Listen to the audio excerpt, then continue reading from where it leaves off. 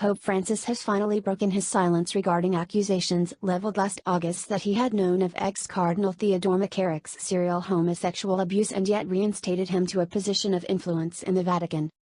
"About McCarrick I knew nothing, obviously, nothing, the Pope told Mexican reporter Valentina Elizarraqui in a lengthy interview released Tuesday by Vatican News. "But you know that I knew nothing about McCarrick, or I wouldn't have kept silent, would I?" he asked. Last August, the former Vatican nuncio to the United States, Archbishop Carlo Maria Vigano, released an 11-page report in which he declared he had personally informed Pope Francis about McCarrick's misdeeds in 2013 but that Francis had restored him to a position of trust, consulting him regarding the naming of future U.S. bishops. Pope Francis knew from at least June 23, 2013 that McCarrick was a serial predator, Vigano stated, and yet, although he knew that he was a corrupt man, he covered for him to the bitter end. Indeed, he made McCarrick's advice his own. Vigano also said that Pope Benedict had placed a series of sanctions on McCarrick, including a ban on saying Mass in public or giving lectures, whereas Pope Francis set him free from all constraints. Further documentation came to light Tuesday from a separate source confirming the existence of sanctions against McCarrick dating back to 2008. When journalists confronted Pope Francis about these allegations 2 days after the Vigano report was published, the Pope refused to confirm or deny them. "I read that statement this morning," he said, in reference to the report. "I read it and sincerely I must tell you this, you and all of you who are interested, read the statement carefully and come to your own conclusion. I won't say a word about this," he said. "I believe that the statement speaks for itself and you have the sufficient journalistic ability to draw your own conclusions. This is an act of trust. When some time has passed and you have come to your conclusions, maybe I will speak," he said. In his interview released today, Pope Francis said he had in fact already answered the question. However, no news media ever reported this, and there is no record of the Pope ever replying to the question. "I said it several times, that I didn't know, that I had no idea," Pope Francis told Elizarraqui. In the interview, the Pope said that he had not answered the question immediately because he had wanted to imitate the silence of Jesus during his passion, and because he had placed his trust in journalists to find out for themselves what had happened. "And the result was good, it was better than if I had tried to explain or defend myself," he said. Regarding the 2013 meeting with Vigano, the Pope said, "I don't remember whether he talked about this with me, whether it's true or not. No idea." Duck Commander Phil Robertson expressed hope for Donald Trump remaining in office and Americans returning to faith while slamming the Democrat Party as run by the evil one when he joined Breitbart News Daily Radio on Sirius XM Patriot 125 Tuesday. "If everybody just stepped back and looked at the Democratic Party and what they're into, they are now into gross sexual immorality and perversion, they're into murder, and they are into a continuing non-stop barrage of lies," said Robertson. He said add those up, "Well, Jesus said 2,000 years ago that the evil one is the father of murder and lies. So that is who is running the Democratic Party, the evil one. I hope President Donald Trump stays in for another 4 years and there's possibility of hope, but we're in a mess my man," Robertson told Breitbart News Daily host Alex Marlow, who brought up America's founding fathers. "God's been warning us from heaven this entire time. The founding fathers warned us when they were on the earth. And I'm warning them now along with you," Robertson added. Robertson and sons Al and Jace are launching a new podcast entitled Unashamed. He said the reason these two sons are joining him is that among his 4 sons who know the Bible well, Al and Jace seem to stand out. He said the podcast will cover the questions, where did we come from, what are we doing here, and is there a way out of here? He pointed to the Bible, Jesus Christ, doing what is right, loving God, and loving your neighbor. "There is still hope for the country, but we must be very vigilant and turn it back to God, use the scriptures to teach our children," said Robertson, who spoke of the great need for faith during this period in history. He then remarked that most people would call the Democrat Party crazy, but countered that to say, what they actually really are very, very evil. Robertson said that's what it's all about, then pushed further, "They're so evil, they seem like they're mentally ill. We're trying to show America how we have to be with fathers and their children. We're showing them that must be handed down from generation to generation or you lose that family structure which we have now lost in America," said Robertson.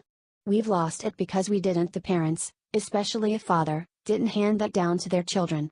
A loving mother, A father who loves his children and their mother, it starts right there, and you teach them via the scriptures, and you rebuke them, you correct them, and you train them so that they can be righteous. They will do what is right.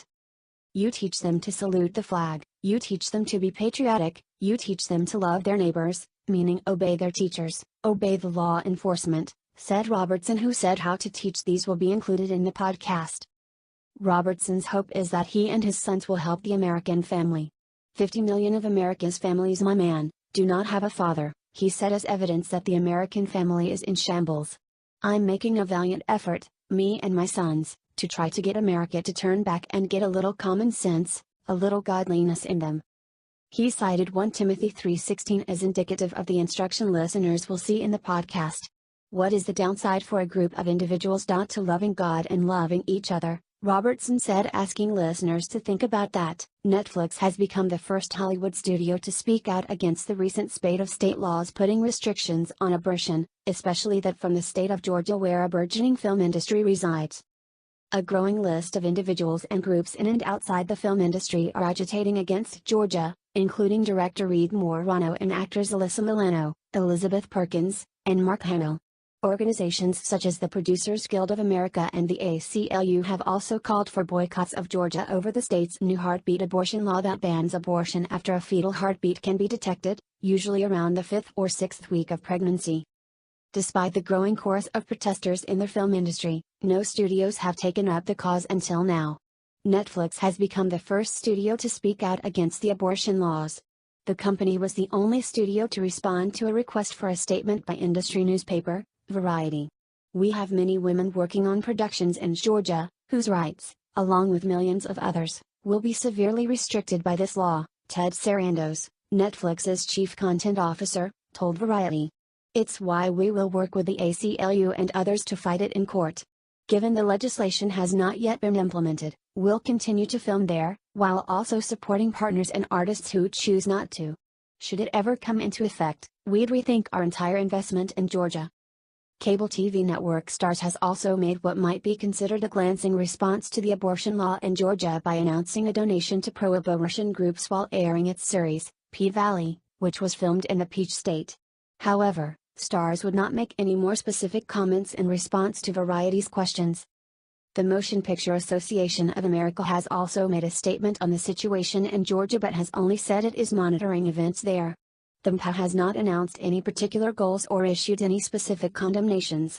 The MPA did note the human impact of the film industry in Georgia, noting that Georgia reported 92,000 film industry jobs and more than $9 billion in film production spending. Actor Jim Carrey unleashed another politically charged drawing on Tuesday, this time demanding that Robert Mueller testify in public about President Donald Trump and insisting that the fate of the free world is at stake if he does not appear.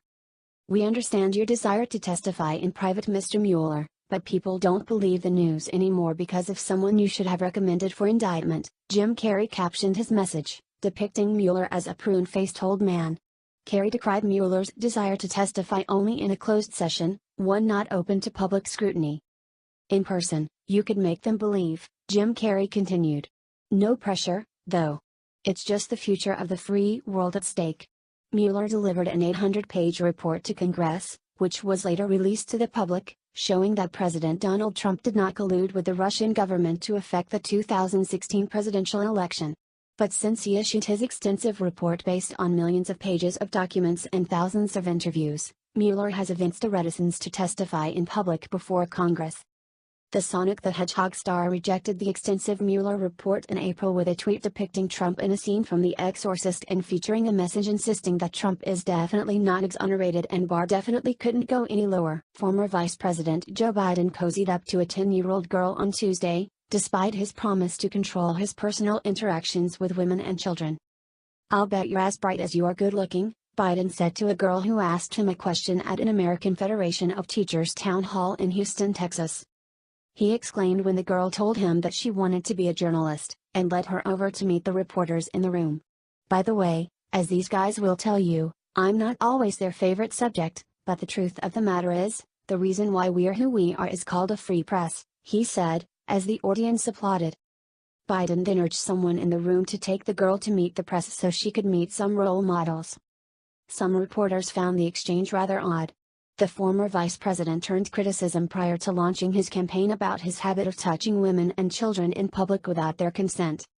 In April, Biden explained in a video released by the campaign that he would be much more mindful of his behavior in the future. The boundaries of protecting personal space have been reset. I get it. I get it. I hear what they're saying and I understand it, he said. I'll be much more mindful. That's my responsibility and I'll meet it.